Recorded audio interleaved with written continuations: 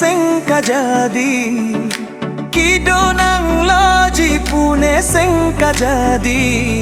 bini arani nang pane one sing arlosi kang hunang kai ke katapli kang hunang kai ke katapli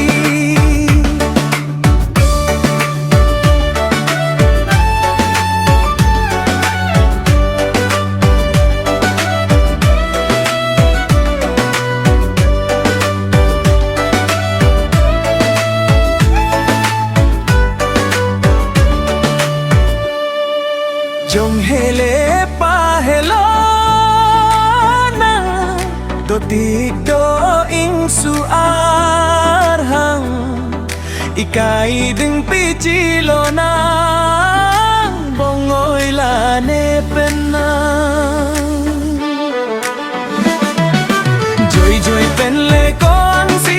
mir jang thu chi ta joy ji ahor bong hor the pen si nang lo po jeng toi jeng ni joy joy pen le kon si mir jang thu chi pa joy ji ahor bong hor the pen le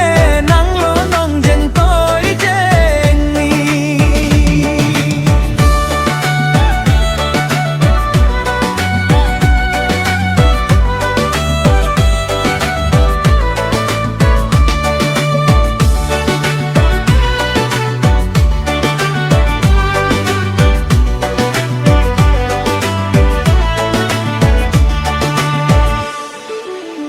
Konat manang rong binamir konat manang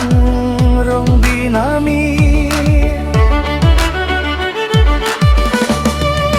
ning diri amir nang kapang jog jinang pan ke papudun chire tu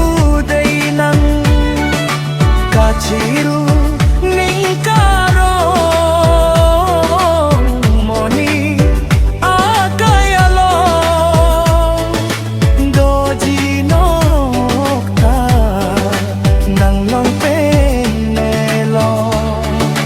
Dampone bangso apir tepen o dam lote bang ve tong tong ke